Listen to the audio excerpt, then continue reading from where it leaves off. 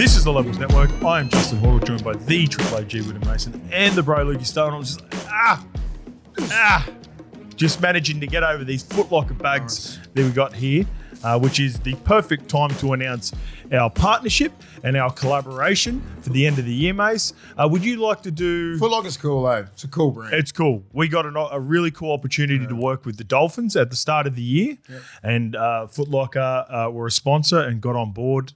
And, mate, because we just nailed the show, just get along with everyone. Footlocker love what we're doing. We love what they do.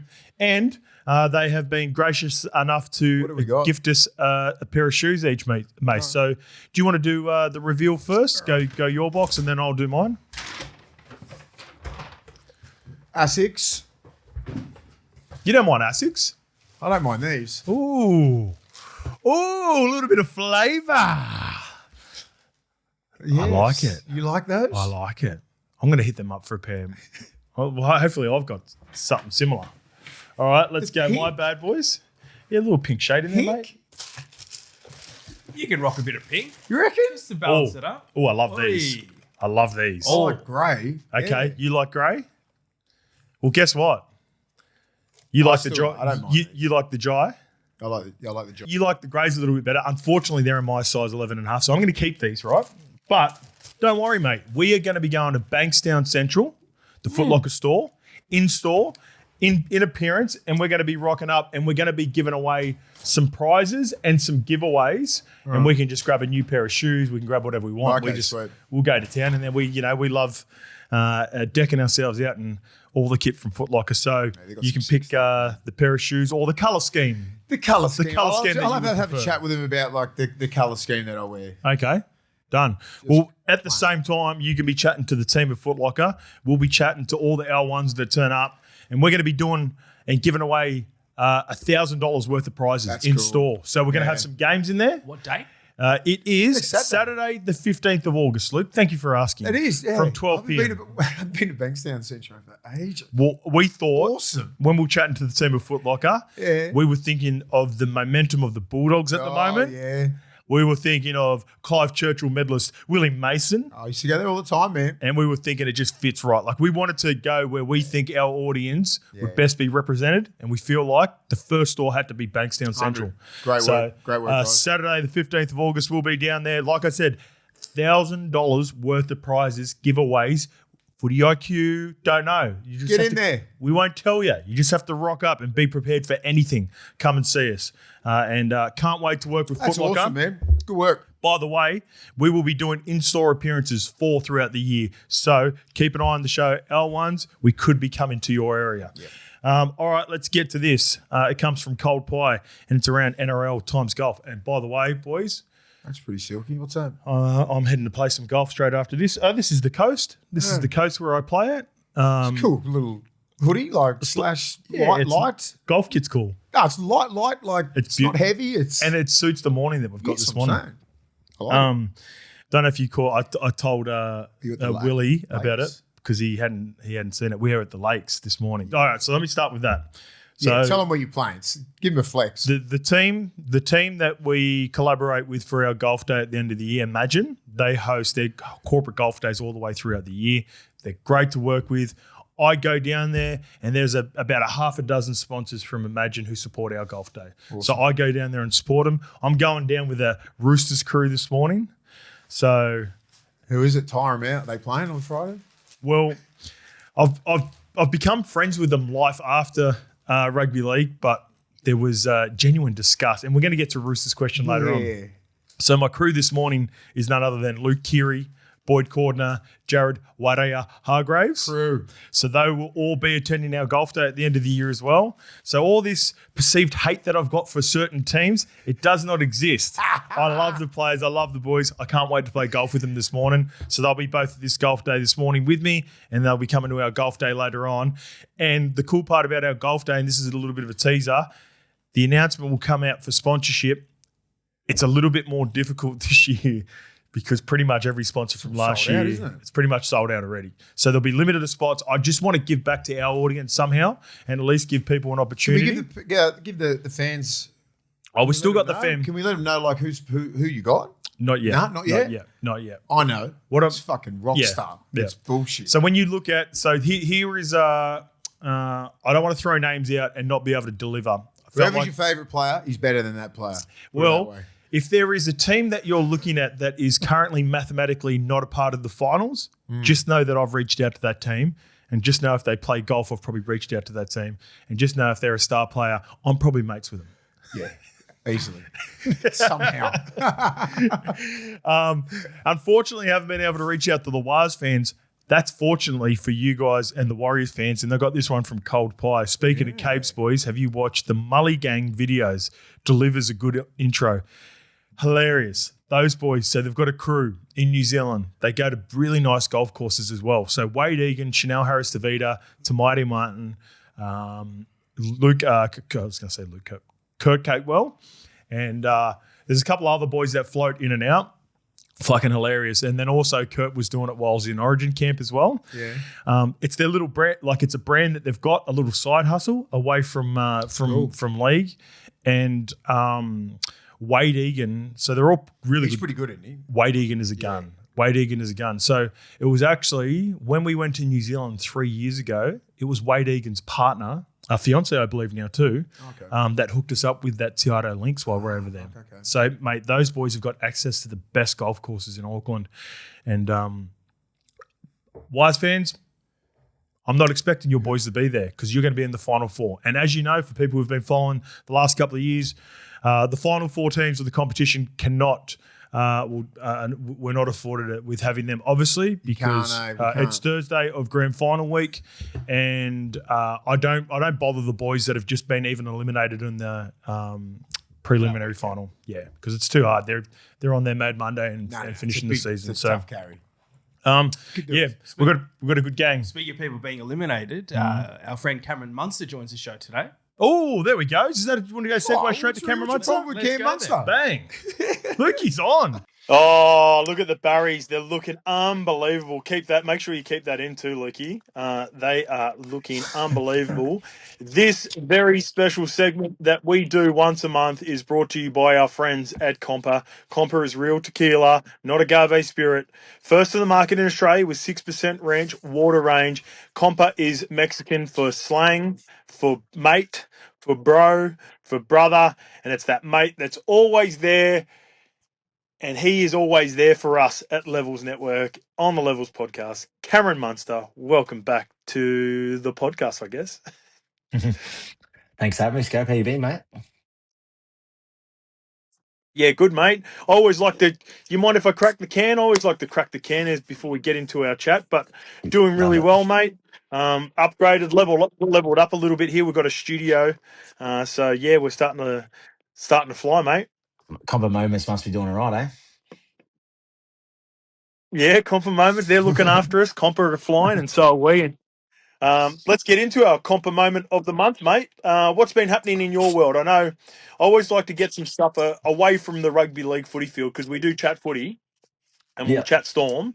But anything outside of rugby league caught your attention of late?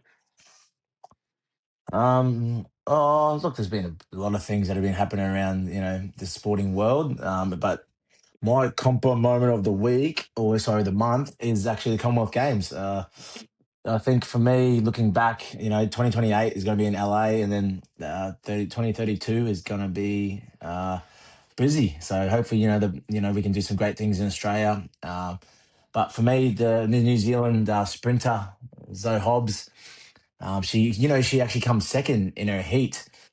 So she qualified still for the final, but she ended up winning gold for not only New Zealand, but actually held the record for the Oceania, all of Australia, and also anyone that has ever competed in the Com Games. So, and she's the first ever New Zealand woman to win gold. So it's pretty special, and I'm sure she's still on a high. And it's a pretty special moment for not only New Zealand, but I think this in general, just the whole world.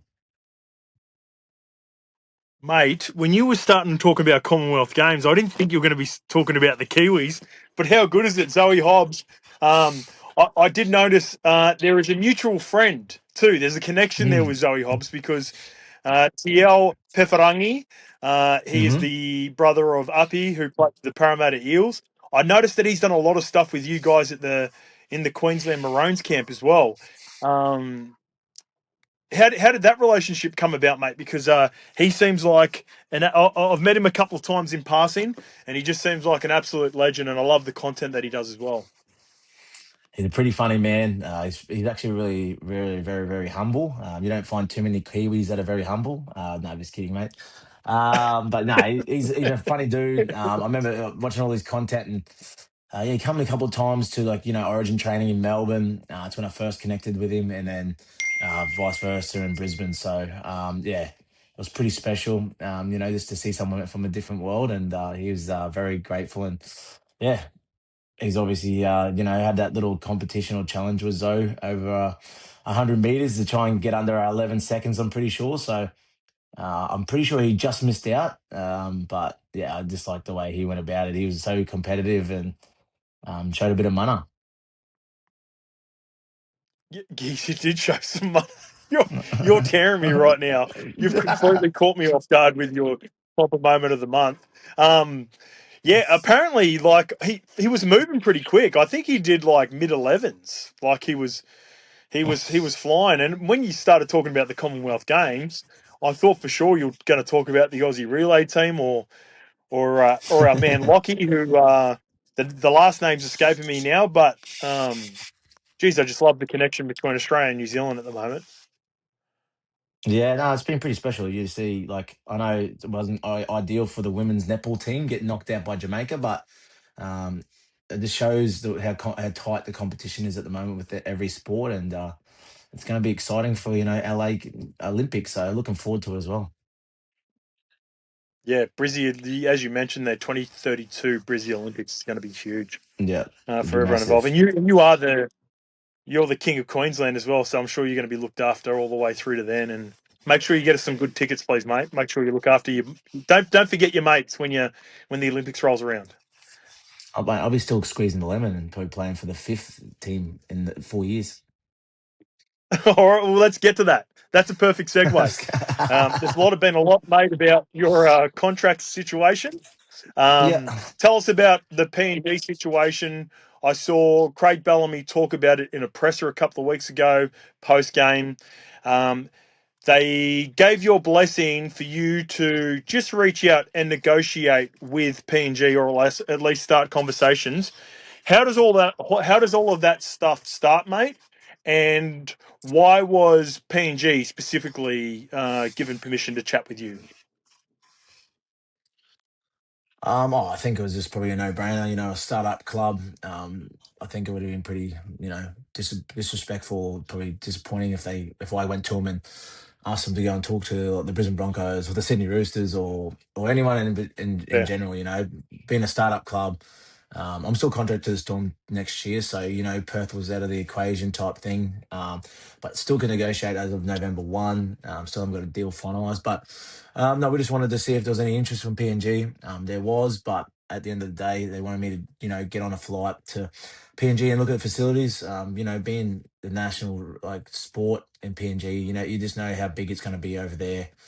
Heard some really great things, and the support they've had over there, and you've just seen the top players that they've been able to sign. So, yeah, I think it's going to be a great startup club. They're going to be pretty much hard to beat from the get go. But yeah, I've seen all the the Lomax stuff and all the publicity that was getting thrown around. So, look, it probably wasn't the great timing in space. I thought at the time it looked alright. There was still a chance for finals. Trying to get out of the way before finals come around, so there's no distractions or anything. But unfortunately, me being injured, and then the boys not being able to win games kind of really hurt. And I just thought, it's not probably the right time at the moment. And they thought the exact same thing, PNG, and they've obviously got some other guys in their eyes as well, coming November 1. So it was kind of just a way of trying to get in the front foot in front of other guys, before November 1, which wasn't the case. So they weren't going to, negotiate straight away. So we just thought, what, it'd be not a waste of time, but wouldn't be worth anyone's while going over there and putting so much pressure and publicity on the club and myself before November 1. So is that now? Obviously, you've made it clear there that you're putting that just on the in the to-do pile for potentially in the off season. Have proper conversations. Maybe, as you said, go over there and visit. I guess from the Storm side of things, and I could, even not just saying this because you're on the show, but I can fully appreciate the relationship that you got with everyone there at Melbourne, the blessing that you were given. And let's get to the Melbourne Storm. It's the first time in your career. It's the first time since the 1 year that they were stripped of points. In Craig Bellamy's tenure to not make the finals. What does that feel like as a player, Cameron Munster? You have never not played finals. What does that feel like? Yeah, it's pretty not disappointing. It's obviously disappointing. It's just the way the year's gone. To be fair, I think we debuted 3 or 4 blokes last year, and we probably debuted almost 10 to 11 blokes this year. So we probably had to fast track some young kids coming through. We've had a bit of a turnover, but in saying that, probably just our spine or just in general our players that we're in positions just didn't aim up in that 8 week period where we lost 8 straight. Probably soul searching and finding ways to win games, and it wasn't coming together for us. And I just think we've had a lot of moments in games that we just haven't been able to execute or haven't gone our way, or the bounce of the ball hasn't gone our way. I'm not saying um, anything else other than that. I just think we just didn't adapt to those new rules, or didn't think the rules were going to be there to stay. And they were, and we just didn't adapt well to them through that period. So when you look back on the finals reign of myself, I think in my tenure from 2015, I've made a prelim every time but 1 year, and now unfortunately it's going to be two. So it's I feel like all the good things got to come to an end, and unfortunately, I won't be able to play finals or probably a prelim again this year. So I'll be making sure I can do everything I can to come back next year. You know how much I root for you, and I want you to do well. Selfishly, I'm happy you're going to be attending our golf day this year, mate. So I guess if there is one positive, and it could be like a 1% positive, we'll have some fun. We'll have some fun grand final week, mate. I know you're normally preparing for grand finals during that period, but we can still have a little bit of fun, mate. I'm usually losing them too, but at the moment, so probably glad I'm not having a bit of heartbreak. I might have a bit of heartbreak on the golf course. You talked about the injuries. You talked about your future at the club. A really impressive debut, I thought it was, for young Hayden Watson, under 19s Queensland representative this year. I was talking about him to Mace on the podcast yesterday, and it goes without saying, defensively, I thought he really held the gloves up, money. But the one part that really impressed me is the amount of times he took on Viliami Kickow. I think that's a really underrated skill. As you know, going up against big Viliami, that's a scary prospect for even veteran halves. So that was sort of the one part that caught my eye. But tell me a little bit about the person. Tell me about how he felt after the debut and his future at the Melbourne Storm. Yeah, the future's bright for Hayden. He's a very quiet kid. It's very hard to get anything out of him other than a hello sometimes. But I guess that's just the nature of the beast sometimes. We all have different personalities, and I'm probably a little bit more out there and loud than some people. So sometimes it's probably a little bit daunting to get yourself out of there. But very special kid. Very talented, like you said. He probably ran the ball more times than he passed, and that's his strength, his running game. And we try to push that as much as we can with him. He's got some good ball skills and stuff, but you can see how sharp he is off that right foot. He definitely took the line on a couple times. I think Viliami only just got him by the collar at one stage. Otherwise, I think he may have been putting it down because he's pretty fast, old Hayden. So, hopefully he'll get his opportunity again this week against Manly, and hopefully he can deliver once again. It's pretty disappointing when you make your debut. You kind of want to win that game, or you want to make it memorable for him. But I don't think he did anything wrong, for his development, let alone his progression through his career. So that's probably what we're speaking about. Like at the moment, there's been some pretty negative stuff towards our year with not making finals. But when you look at the silver lining, there's like Cooper Clark, Angus Hinchies, your Jai Bowdens, those type of guys are getting a lot of runs on the board and getting a bit more experience and understanding the adversity. When I come through my first couple of years, I've been very lucky to, be on the winning side. I was very lucky with that space where they've probably been on the other end. Like they've won all their juniors, they won their 19s, their 20s, their 21s, and now they're going, Jesus Christ, NRL's killing me. We're losing games left, right, and centre. So they'll take a lot of a lot of belief out of that, all that sort of stuff, and they'll come back and bounce next year. And we got to remember Cooper Clark and all those type of guys are only 19 years of age, so it's pretty scary to think that Cooper's only just going to get better and mould into his own body, and Hayden's no different. Well, last week here at SEN, we were discussing the top 4 candidates for Rookie of the Year. Poor old Zane Harrison went down on the weekend. I don't know if he'll play any more footy this weekend. I would have thought he would have been right up there. The other couple, Ethan Sanders down at Canberra. Oliver Pascoe's he's a bit of a journeyman. He's had a pretty good season as well. Push forward the case for Cooper Clark for us, money. What do you think Cooper Clark should get Rookie of the Year? Oh, well, being a 19-year-old kid, banging in the middle with a lot of the best, props we've probably seen in this game. Like your Adam Fanua-Blakes, your Payne Husses, those type of guys, your Paddy Carrigans, Isaiah Yo's, those type of guys. And I feel like, I've seen some very special front rowers in our day, and it doesn't surprise me. He reminds me a bit of a Jesse Bromwich. Obviously not to that content of being a bully or being aggressive. And as a young kid, you'll grow and understand how big and how strong and how aggressive you need to be. But I think he's on that spectrum of becoming one of the greats of James Fisher-Harris and Moses Leotas and those type of guys. So I've got big raps on him, and he's going to be special. Is he an edge, mate? His best position is middle, right? He's just doing a job for you on the edge right now while you've got the Ali injury and Sean Ball's been a little bit injured this year. He's going to be moving on. His best position is middle. He'll be a front row. He'll be a lock moving forward. Yeah, his best position is front row. Unfortunately for Coops, we've had a big ask of him, playing at 19 years of age, playing consistent NRL footy. It definitely does burn you out. And, you probably see at times in games that when you start the games, he's probably not that energetic 9-year-old self. So, yeah, it definitely takes a toll on you. But he'll only be better for the run next year. Like you said, Blory had an ankle injury last year and didn't have a whole heap of preseason under his belt. And, it's probably been a bit of an up and down year for Blory, unfortunately. And then he has to, go to the Broncos. But, yeah, if Ellie comes back, we've still got Oren Keeley, doing some great things. So and Valu Lasati. So, yeah, we've got some good candidates. As long as we're healthy all along the park, I think we're going to have a nice, strong Storms team next year. We're just going to make sure we tick all the right boxes and just can't afford to have all our big names or our spine injured at the same time. Yeah, well, we're all rooting for you next year. That's been a proper COMPA moment. World famous tequila. This episode and catch up with Cam is brought to you by COMPA every month. And money, it's been a really tough month, mate. So I really appreciate you injury-wise and the form of the Storm and missing your first final series. So we always appreciate all of your time, mate. No worries, mate. It's a bit disappointing. I've got to be a bit more of a father now. This 4 weeks going to hurt. Well, make sure you get your reps in before the golf day because I'm going to take you away. Tell Bianca I've got you for a couple of days, mate. I'll let her know right now. See what she says. I might try and film her and send it to you. See you, brother.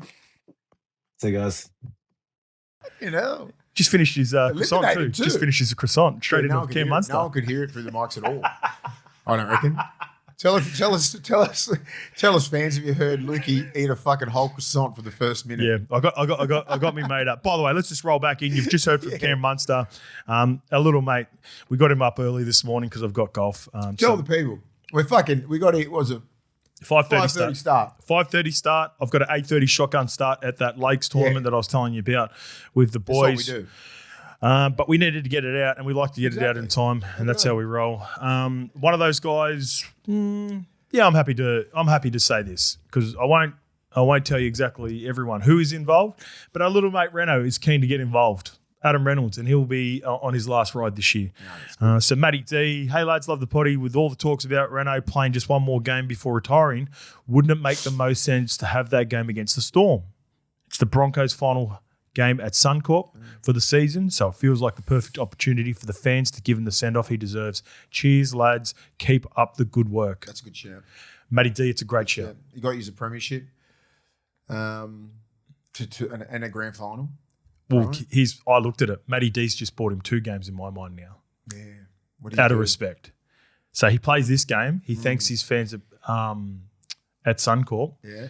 and he played his majority of his career at a core stadium. He comes down and plays the Bulldogs. I know it's a different crowd, but he farewells his Sydney fans as well. He plays the final 2 games. I think you rest. It gives Madge an opportunity to look at the next 3 games. So he's out this game anyway. We'll get to the team list for Tom Duffy's return to the 7 jersey. I'd like to see Tom Duffy and Ezra Mam get 3 games, like a sample size. Let's get a look at it. It's the future of the club. And then, all right, no matter what, and even tell Tom Duffy, hey, we got a 2-time premiership winner here, a guy who brought a premiership to the Broncos. He's a 300 gamer. We're going to give him a couple of games to finish the season. Let's go hard, young fella. Show us what you got. Yeah. Thoughts? I like it. The one that the Suncorp. And there's even a world where Madge doesn't even consider that, where he just goes Tom Duffy this week. Where Madge just goes, you're playing every fucking minute. Yeah, exactly. And you're doing all the training sessions. Well, I'll counter that. Did you listen to Ezra's press conference yesterday? No. He spoke about building combinations over the back end of the season. Did he really? There you go. Well, you got to, man. You got to look at the future right now. Like like Adam Reynolds has done his job up there. You got your premiership. Could have got you 2 premierships, right? Shh. He should have had 2 premierships. Yeah, should have had 2 premierships in 4 years. If not for 15 minutes of Nathan Cleary. You know what I mean? If Nathan Cleary was not around, he would have 2 premierships up there. Yeah. What a fucking buy. Yeah. You know what I mean? Like, don't ever let that this year have any. It's nothing to do with his legacy, mate. He's just been playing busted and team's been busted, whatever, but fuck. But he's been outstanding for that club. He's brought it back to where the Broncos should be. They've won a premiership. He's done his job there. I don't really think the fans care about going back to back. Obviously now they're not going to go back to back. So just you got to thank the little man. He's done his job. He's put the Broncos back on the map. Yeah, that's an interesting. Look, I haven't seen the presses yet, but I understand it as well. Just because the amount of scrutiny and pressure that also Ezra was on this year. Like Ezra, Madge, everyone's under the pump up like there. Ezra and Walsh need to get it going hot to start the season. But I would not be surprised, man. Like just say with the way that the Broncos are with Madge, that is a big fucking come in here and have a chat. See what we're doing next year. What the fuck happened here? You had exactly the same team.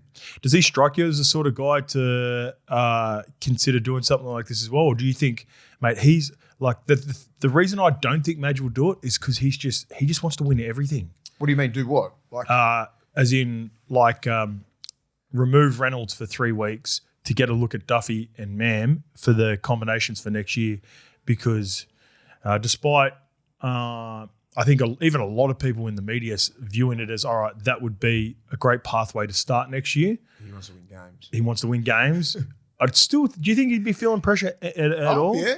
Fuck yeah. About the results and how they finish and where they finish at the end of the year? You cannot have that. You cannot have that team there, that 1 to 30, that roster, and not make the 8. We can say, yeah, you've had injuries for little bits of the year, but mate, that team is stacked. The roster is stacked. So there'll be some concerns at the end of the year. Don't worry, it'll start beating back up. Yep. Once the Broncos, they're eliminated. Once they're proper eliminated, they're done. Yep. The drums will start beating, mate. He's not a Queens. He's not one of them. They always have one of them inside that building. That's all I'm scared of for Madge. The backlash from Madge when he got up there. The backlash will start happening now. All the bullshit talk will start about how hard they train and fucking this and that and this. I know exactly how they're going to do it. Poor Madge, it's gonna happen again. How hard do you reckon they're going to They'll fucking go hard in the paint, mate. That's what they're all saying. Harder than fucking Dikembe Mutombo. But is that good for them? Well, obviously, it's good for them. It's not good for him. But given the noise and the way that he trains and everything, and then you have to come to a preseason after this. Well, see, the best thing about what the Broncos have gone through last year is because they won the grand final, they got a 4-week shortened season as well. Like when you go on a deep run and they had the Ashes, they had a few of those players would have missed proper match.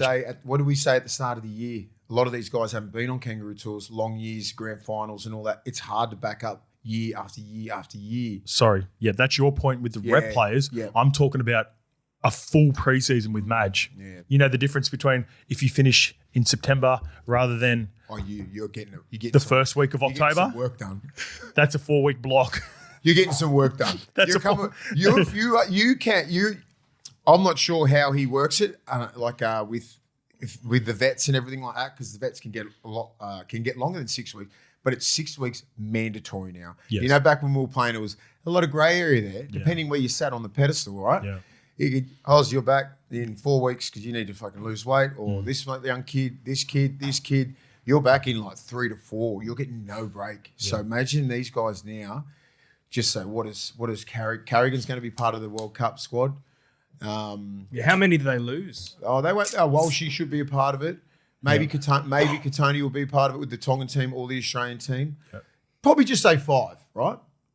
Then 6 weeks starts from that last game. But right now, Xavier Willison will Xavier Willison's big X. I think we're not sure. Just say 6 of them. You know, but then it's the blokes that are vets, right? Mariner will be with someone. Yeah. But the vets that have been playing, but they're not in rep football, but they have to come back in 6 weeks. So whenever the comps finishes in fucking 3 or 4 weeks, you have 6 weeks from then, and then you're on the day. Barnett will be with Aussies.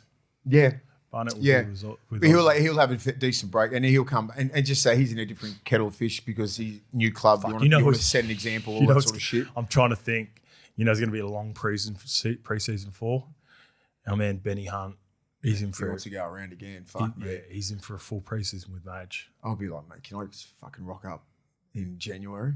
That's the thing with Madge. That's like that doesn't happen. No, that's what I missed. That doesn't Wayne, happen. if Wayne was coach, you'd be like, yes, fucking. They've got they're talking about the Duffy, the new guy that's in the halves. What about Jonah Pezzett? Is he sort of just kind of forgotten because he's a Parramatta? No, but you can't get reps in him, Lukey. Like he's not there, so you need to get reps in right now. He's getting a head start on Pezzett. We're talking game reps. Yeah, that's the point. Yeah. So if you want it, rather than having a competition, because it's going to be a competition by preseason, but if you're Duffy, give me 3 games now with this team, with Walshy fully fit, with Ezra Mam, with I think Billy Walters is a better option than Corey Pakes. I think Corey Pakes is a goer. We've still got Payne Haas. We've got Wilson. We've got Carrigan. I'm with you, bud. I don't think Madge looks at that. No, I think he just plays Reynolds. I think he just plays Reynolds. Yeah, same. And it'll be a conversation between him and Renault because they've had a good relationship for the last 10, 12 years or even more. Mate, have you got 3 in you? Have you got 4 in you? What do you got? Can you give me two of your best? Oh, he's going to say I can empty the tank for 5 weeks to go. No, but mate, he's a realist, Renault. He knows his body. This is the final 5 games of his career, mate. Yeah, I know that, but he knows his body better than anyone, right? If he knows he's hanging on by a fucking thread with those hamstrings and calves, and it can ruin the whole fucking swan song for him. Yeah, risking the 1 or 2 games, mate, if he can get a rest, and then he can finish the last 3. Do you know what I mean? If he can get suspended, right? Yep. Suspended for that one. That head knock, right? Yeah. And go, mate, I can get another 2 calves, really heal properly. I'll give you the back end for the last 3, and I'll fucking go out in the swan song, and that's it. But, mate, I can't. You know, he's copped some, mate. That little man he's not a big man. Puts his body in front, but I'm like, I know he's a tough little prick. That's the thing. He's a tough little prick. He's an angry little man. Take it out of his hands sometimes, but give me the last 3. Know. But you said, if he's thinking like that, I disagree with that part. He's an angry little competitor that will want to play every single game all the way through. Yeah. So I hope he does. That's where I think Madge has got to go, hey, mate, I want to look at Duffy and Mam for 3 games. Give me a sample size. Give me something to look at the preseason. And he goes, because we've got Jonah coming up. That would have been their priority option at the start of the year. Now it's going to be a competition heading in. And only Reno knows his body, right? So we're just sitting here going, playing little games, but he could go, my calf's hanging on by a fucking thread. I don't go out with a fucking torn Achilles or something like that. Or he goes, I've got fucking 4 in me. Easy. I want to start every game. Give it to me. As long as he doesn't have to take an intercept, that's when he looks his worst. Just don't do intercepts when those little legs that could. Yeah. Just don't try and go for intercepts. Fox League slow-mo cameras just there ready. He's too good. He goes, fuck, you're going to really pass that up to intercept this now, you fuckwits? He runs like that. And then just people cruise up and tackle within 30 metres. Lift or anything. Just fucking little waddling around. He's probably thinking, he goes, I could intercept this. He goes, please don't pass. Please don't pass. I'm going to have to intercept it. He should be like a quarterback. He just take a knee. Yeah. Or you start looking for Katoni straight away. Just fucking look straight away. Or Dean Mariner. Dean Mariner. Kick the fucking thing straight away. All right, let's get to the rugby union convent who we were just frothing about over the last couple of weeks. This one comes from EJ Smith. Hey, boys, bit of an off-topic take. It's all right. Let me try this. And look, I may get it wrong, but we're going to have a crack at it.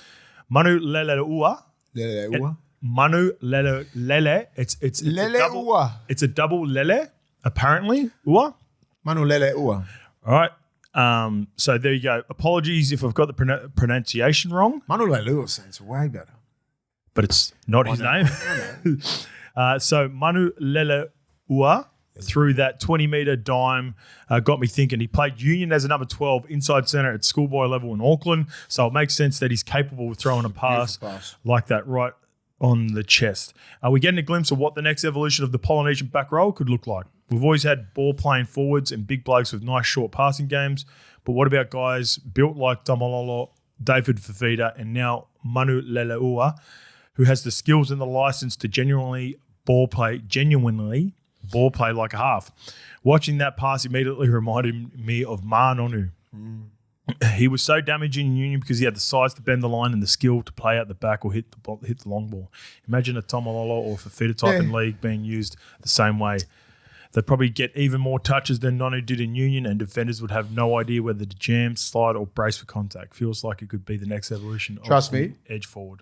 The evolution is here right now, right? Like, I think you're missing a player called Sonny Bill Williams, who played in the 2000s, right? Who had a skill set of a fucking halfback. But I don't want him to play like a halfback. Do you know what I mean? Yeah. I see David Fafita. He has got skills like a halfback. Yep. He doesn't. I don't want David Fafita to play like a halfback because he's a fucking animal. Got to get the balance right. Get the balance right, mate. Because I think Manuleleuua has got the balance right. There's another player. There's another player. Dave Taylor was like that as well. No, there's another player that sometimes we get frustrated Ali with. Lauatiti was doing that shit in 2002. Right now, he's playing right now. He's one of our favourite back rowers, but sometimes he gets a little bit too much pass heavy. The games where we've been underwhelmed with his meters, his yards, all that sort of stuff, and because he's got a little tip on him, he's got a little out the back. Who is it? Fuck. I thought you'd get it straight away. I don't know. Fuck, and mine's I'll help you too out. early. I'll help you out. Yeah, it is a little bit too early. It's our man Hamole Olakawatu. Hamola, yeah. At Fosball. Oh, he's got that in him easy. He's got the little short tip on. He's got out the back. He's got a double cutout over the top. He's added that to his game. Yeah. His worst games is when he tries it 3 or 4 times a game, where he's got to go, give me fucking, before you even think about it, give me 5 straight into the 3-man, and then everyone starts panicking, and then you do it. There's been a couple of games in the last 3 years where I've watched him play, and he's had 80 meters, and you're like, that's not good enough for you. Nah, not when you're big like that. Correct. And when Manu is not massive, right? He's not the size of Olakawatu or Sonny Bill or Taumalolo or that. Like he's a genuine sort of 12 in rugby, right? Yes, would be great size. He's a really good build. He's fast. He'd be just shorter than me, mate. He's about 6'2". So he like that's like a Manonu, those sort of blokes, that sort of build. He's got mad pace. So it's like I wouldn't put him in that bracket of Taumalolos and David Fafitas and Sonny Bills and all that. But he's like his thickness is a bit like Jace, solid. though. He's got a perfect build, man. Yeah, he's got a perfect build for a back row. Yeah. He does everything right too. Like in defense, hits like a truck. As I said, I give him massive rap like last week. I said it's not the evolution and the new age back row because most of these Polynesian brothers have been doing. We've been doing this for a minute. We just don't. Me being 6'5" and 118 kilos, Sonny Bill being 6'4" and 110 kilos. You don't want to be passing the ball, mate. Do you know what I mean? Or Olakawatu, I don't want him passing the ball. I want fucking just straight bang setting standards. Well, if Lukey's a 3-man defender and half the size of Lukey, he wants you ball playing. Yeah. He doesn't want you line up. He doesn't want me running to the line, being a 5'8" and just giving it to Mace. Yeah. And he just lines straight up at Lukey and tries to run over the top of him. Now, once you've got him slipping and you've got all the other defenders worried because you keep running over top of Lukey, then bang. Then there's that. Then there's that quick little tip. Then there's that little one out the back that Olakawatu can do so well. Normally when Turbo's there as a proper threat. And most good back rows, they've got that skill set. It's just they don't have to use it. You know what I mean? Like where this young brother here now, he's hit the scene and he's doing everything right. And so I don't just look at his line running. It's defense, awesome. He's got the full package. If he can be consistent, now they're gonna have a lot of footage on him. He's going to be a guy there like, what is he doing? Because they're going to make the semi-finals hopefully, Newcastle, and they'll be like, what's that left side doing? Back row doing? What's his cues? What's he doing here? Because he's not lazy. You got to do tape on him. Yeah, he's not lazy. He does be on everything the tip sheet. right. He's on the tip sheet massively. Like defensively, he does everything right. So he's a gun. He's a gun. Like he's a genuine gun. There's not many weaknesses in his game, and usually when you see guys like this kind of hit the scene. Oh, his fitness levels will die down a little bit. Oh, he won't close that gap. He'll bite in. He don't do anything like that. He's fucking well trained and he's an athlete and he's fast. He's got the full package. But when back to his guys, question with the next evolution. It's evolved. We've been here for. There's been versions. We've been this. here for a minute. Like it's just what sort of player, what sort of play you want to play. You know what I mean? Like front row, second row, like like it's sort of. Can I give you a throwback? And he's not the size and thickness, but in terms of like a powerful outside edge running back rower who had the silkiest of all skills, Anthony Tupou was one of my favourite. Anthony Tupou was a skill set. Toops was the man. He started. Slept on. I tell you, we used to call a play when I was at Parramatta. You know where I'm going with this, Mace. With our man BA, where they'd go down the short side for the Roosters. BA would sweep late from behind the ruck. He would look like he was going to dig in behind the markers. Have the centre punching inside the centre, so the opposite centre, which is the 2-man. So it's late. It starts off as a 3-on-3, and then the half mainly it was Braith. It was mainly Braith coming out the back, and he would have who would have been the left centre at that time? Crossy was on the right, wasn't he? Ryan Cross was on the right side because Toops was right side back row. Oh, I can remember it on the left a lot of the time. Anyway, might have shifted over. But so Ryan Cross, who was the left edge? Who was the left centre during those days? Fucking had Hegarty? Hegs. Was it Shannon Hegarty? They was doing it. Someone who ran around doing it when I was there. Like Toops and that used to do it a lot. Yeah. Did you rock up the same year as Braith or the year after Braith? Yeah, 2 years after. So Braith would be around 8 and 9. It was with the right side back. Kenny Dow? Too late? Cinnamon Sar was there. Sia. It might have been Sia, bro. Yeah, it might have been Sia. Mate. Yeah. It might have been Sia. You had to stay straight on those blokes. Yes. And then Braith would come around tip. It was nearly an unstoppable move. It was so good. Fuck, mate. And I remember, so that skill set there where when Toops hit the scene, the skill set that Toops had is I've fucking barely seen it. Him and Sonny Bill hit the scene at the same time, and everyone just went, "The fuck is going on here?" Yeah, like it just changed the game again. Because both fastest of them backs hold the ball like a fucking tennis ball, offloads they could have ran the ball and got an offload every time they ran the ball. Well, they had a pre-line, they had a post-line, they had a late offload. They could beat you with footwork, both of those two guys. Toops was slept on, mate. Because everyone appreciates Sonny already. No. Not enough. Anthony Tupou doesn't get enough love. Toops, let's give him some love. I've known Toops since we were young. He's a Newcastle. I'm a Newcastle boy.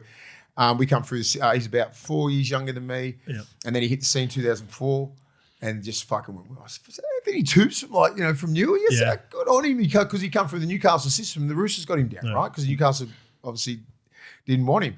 It would have been Sia. It was Sia instead of Matasar. And his skill set, I just went, wow, because we played a shitload of Origins together and tests. Yeah. He's fucking won it all.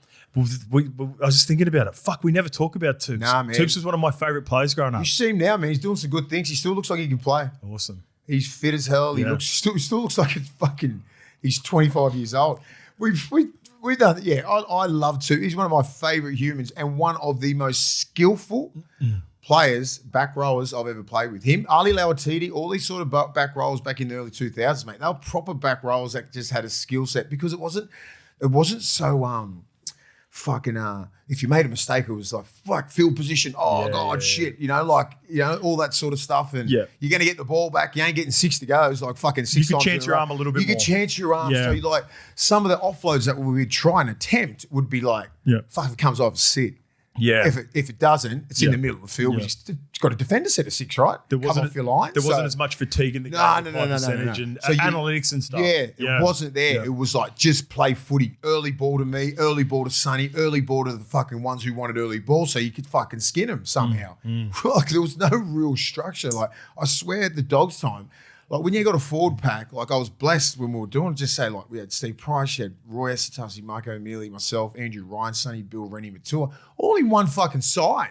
Do you know what I mean? Like what are you doing? Like you just, here we go. How do you coach that? Can I just like this you're bringing back good memories now. Like you relay, we know your gang. Like your gang, you've been talking about it for a couple of years, but that Roosters gang with Croc, Chris Flannery, Anthony Tupou, Adrian Morley, Fitzy, Fletch early, but then he left early. Yeah. Fuck. That's what I'm fucking talking about. This Friday night, tomorrow night. I'm missing someone. Jason Kalis. Jason Kalis was on one. He was playing for New Zealand back then. What about the big yak? Peter Cusack? Yak Cusack was Peter Cusack. The yak. Simon Benetti at hooker. Yak, Freddie at fucking 5'8". Craig Wing. Far out. Mate, Heggs, fucking Hodjo. Mini Hodges. Yeah. That's right. So that's what I say about when I talk about this game tomorrow. It's like it's fucking a Friday night. That's why I hated you guys. Allianz, yeah. Allianz, Friday night. If you can't get up for this game, if you're a Bulldogs player, get that fucking jersey off immediately and leave the club. Yeah, right? Well, and if you're a fan, get there. Like you'll see a heap of that generation of our fans and this new generation just supporting this. It'll be sold out at Allianz. I got fucking tickets. Les is coming down. Bomb and the Pies coming down. But they were coming down today, and I can't wait to go to the game. Fuck yeah. And my connections in fucking Roosters, I just rang up. Can I get some good tickets? Hey. Kath King, legend. Oh, okay. Thank you. I saw Kath the other day, actually. I said, Kath, look, I got the families coming down. They want to meet like Mark Noang and Itawasi. They fucking love him. They love Critter. Like the boys just emulate that. I love seeing that. You got pictures with Critter already. Yeah, you I know. Get the It doesn't Roosters matter, now. mate. They forget. Yeah. I've never got a picture with Critter. Yeah, you fucking do. Look. Yeah. We'll get a new one. But Mark's our new guy. So I got tickets in so I can get him in the sheds. And Beautiful. I'm like, but depends who wins, right? Yeah, so you're going to go to the winners. I did that. That's my go at the But SM. because they're so disappointed, like it's fucking. The last time I took him, Newcastle game. But was very. You don't mind getting beat, but it's the way we got beat. Yeah. So I think this game is going to be like, it's a win-win, right? We want to win the games, but I can't fucking wait. I'm looking forward to a game for this. Yeah, I don't want to go to games. I'm a little bit angry too because I'm calling the game. Not angry. It's a privilege to do what you do. Calling the game. I'm calling the Warriors Penrith game before it, but I don't get to watch the game. I might even. You know what I might do? Just jet over to Allianz. So I got 8 tickets. No. Sit with me. Fuck, that's not a bad option. Mate, come sit with me. Yeah. When? Come straight to me. Friday. You can come, Lukey. You can go the game on Friday. I got 8 tickets. Potentially. I got 8 tickets. There you go. I mean, there's only 5, me, Les, 3 kids. I've never met Les. Yeah, I'll come. Yeah, meet the big fella. Yeah. You both got Done. it. You both got it. We're in. Yeah, all right. I got But tickets. I'll get there like 20 minutes late. But you just Sweet, will get the come on. details. There we go. I'll send you tickets. There we go, boys. We're going to the game. Yeah. Sweet. Hey, before we move off Anthony Tupou, I just want to give him a shout. Toops. I just want to Stay give him back a to shout. Toops. Just a shout on this. Because all my Wakey teammates will be making sure, will be begging me to tell this He story. went to Wakey, didn't he? He's a Wakey legend. Oh, fuck yeah. He's a Wakefield forgot. legend. So they always compare, not talent-wise, but the reactions. All my great mates over there, let's give them a shout out, all the Wakey Trinity boys. Danny Kermon, Matty Ashurst, Kyle Wood, Keegan Hurst, Tinero Arona was there, David Feeder, some of the Aussie boys, Jakey Miller, all the crew, Tommy Johnston, who we met with the place in the English team. So this was like, this is the rough years of Wakey. Yeah. Like they were going through a period for about 5 or 6 years there where money was hard to come by. Yeah. And then a couple of players had got, Toops being one of them, had gone there on his final destination. They reckon he walked in and his face. Oh, you were in shocked. When he looked at the shed and the training facilities and they're like, he's done. It's like me rocking up at Hull. He's done. It's like me rocking at Hull. Yeah. 2.0. And they always used to compare my reaction and they reckon I looked exactly the same as what Toops did when Toops walked. Toops has been at the Roosters and Cronulla. Yeah, as in it's just the same. Newcastle. We've just like, oh fuck, what have we got ourselves into? Where am I? What am I doing? What am I doing? But then we embraced it. We loved it. I can tell those stories now, and I feel confident telling those stories as well. And it's not a slight because Wakey are killing it. They're like second or third on the ladder on now. them. They've got a new. I love it. Hull's winning. Wakey's, all those teams that were always not winning when we were there for the fucking last 50 years, they're winning now. Yeah. It's good. What's going on at Castleford? Cass is struggling. Sorry, yeah. Yeah, Cass is struggling. The coach got stepped down. Oh, did he? Ryan Carr? Yeah. Did he? I didn't see that bit. Yeah, he was not allowed to talk to the players or something like that. Damn. So, do you know who's... Is this a male? This is No, a not Levels male. The coach that I ended up finishing up because I had a bit of running. He runs Cass now. Right. Yeah. The coach? I don't know enough about it. Ryan Carr, you talking about? Nah. My old coach from Wakey, who I thought was a tough carry. Oh. He is like the general manager or the. He's so nice. He's tough carry. Because they're all worried. Because Mace would describe it as something else. they've signed heaps of Dragons players for next year. Mate, and then he's been Sloaney. stepped down. Oh, shit. Yeah. Well, they'll be still all right for next. I mean, they'll just be fucked. Or can they get relegated? I don't think under the new system, it's very hard. You shouldn't be able. You shouldn't. They've got a new system over there where it's like a point system, membership, crowds, all that sort of stuff. You tick all those boxes, you're sweet. Yeah, so I think it's a little bit more difficult to get relegated. I don't know for certain. I had to be fair. I don't really watch the Super League as much these days, other than the Final Four games and the Challenge Cup finals and all that. I'm sort of footing stuff. out, man. So you brought up T before. Did T? you watch the video with Anthony Jelly, Tiarona? Oh, Tiarona. Yeah. Oh yeah, the Cook Islands. I'd never seen that before. Either He's I. got some good content, Jill. Have you seen Jill? Yeah, I haven't seen it, but I punch follow on him. Jello's hilarious. He's Islands fucking and- hilarious. He's hilarious. yeah. Like when you get to know him, mate, if you played footy, like he would be, you got random mates. Yeah. Like your mates aren't necessarily like, they're like me from like Manly or Brad Moran. Yeah. I reckon if you played with Jello, he would be one of your random mates. I feel like I'm friends with him anyway. Yeah. I feel like we'd get along. He's hilarious. Without me fucking even. I've met him a couple of times. I've talked to him on IG and shit, all that. And I said, yeah, I could get it. I could Mate, he's the king. makes me laugh. I know that humour. Love it. So it was actually T when I was playing at Wake. He used to tell me all these stories about him. So he was a bit of a legend in my mind even before I met him. Yeah. Because T played with him in the Cook Islands, and that's where that video is that they were playing for the Cook Islands early on. They punched on just after the haka. Yeah, that was ranked, and that's ranked too. I want to just get that out of the way. That shit doesn't exist anymore. Yes. There's respect. When this that would have been with the other side, with the New Zealand side. so. Yeah, I'll explain it to you, mate. About 15, 20 years ago, remember when Samoa, Tonga, Cook Islands, New Zealand Māori coming through. would play games, especially younger ages, and they'd do the huckers in front of each other or whatever it is. yeah. And then it would turn into a melee, like a push and shove or whatever. This one was a full-blown fight. That doesn't happen anymore. We've progressed past that, Yeah. and it's Way past. That's why there's a distance normally between. Yeah. But also, that was a representation of What year was that? You reckon in late just quickly, 20s, just 2000s? Yeah. just finish this part. A representation of like senior players and tournaments doing that. Right. Yeah. I'm glad we're past that shit. That shit doesn't happen anymore. Unless there's like a full-blown rivalry somehow between two guys that didn't get along and it boils over sometimes. Even though now it'd be on the field where it'd get taken care of. Correct. Not the pre-match I've never stuff. seen because that. there's so much respect between the huckers now and Yeah. and that's how it should be. Even though that's a funny clip. Because It was so confronting to watch. It's like it it was just heavy. fucking steams in. Mate, they're I didn't- full on I'll blows. show it to you after. Late 2000s or early 2010s? So if T was in, Late it was 2000s it was T before maybe it was like a junior Kiwis New Zealand Māori team. So T would have been 15, 16 years old. okay, shit, And what's really? T? Yeah, 20 years ago. Oh, so fuck. mid 2005, 6 or whatever. Yeah, right. Yeah. In schoolboy stuff. It was like a Or school like under 19s or Something or like that. Yeah, right. something Jesus. like that. Okay. Something like that. Yeah. There you go. There's a little Yeah, Cook that's- Island New that's- Zealand Māori tangent. But what was I talking about with Huckers, yeah, Jello? fired up. Jello, yeah, talking about Jello. Toops, man, yeah. Pretty much it. That's pretty much it. Yeah. Yeah, I didn't know Wakey Toops- legend I didn't know Toops was. Forgot Toops was at Wakey. Then he ended up at Newcastle and finished there. Did he really have? Yeah. Did he have one more season Yeah, in Newey? he did. Yeah. Okay. Yeah. And he just his body. The worst thing with Toops is his body went on him. Yeah. His back was fucked and his groins and stuff like that. So Yeah. otherwise he would have paid Let me get 300 games. Let me get exactly how many. Let's give him his proper flowers. So Tubes played 111 games at the Roosters. Went to Cronulla. You're right, mate. Come home and played for Newcastle 4 games. Yeah. Finished off his career How where many Wakey? 23 appearances in that year. How many did he play for the Sharks? Like he would have got over 150. The 200. Sharks, he won 25 at the Sharks Yeah. from 2009 to 15, 2004 to 8 for the Roosters. Absolute freak. Gun. And a legend human.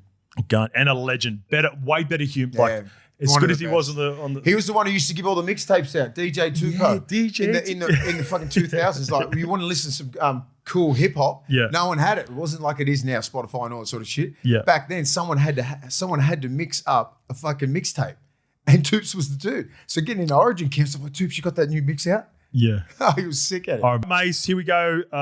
Bit of a random Thursday night game. The Gold is Coast random. Titans. Fuck, I didn't even know. Oh, God. The Gold Coast Titans versus the North Queensland Cowboys. And you know what? I'm excited to watch this game. It's good brand of footy. I'm excited to watch this game because I love seeing teams that we don't normally see on the primetime spots. I love it. All right. So Zane Harrison is out with a hamstring injury. That will force Harrison to sit out the rest of the season, like I predicted. Okay. So Lockie Ilias had a good will be year, playing halves. I love that Lockie's playing halves as well, and they didn't move AJ Brimson back into the halves. Or Jaden Campbell.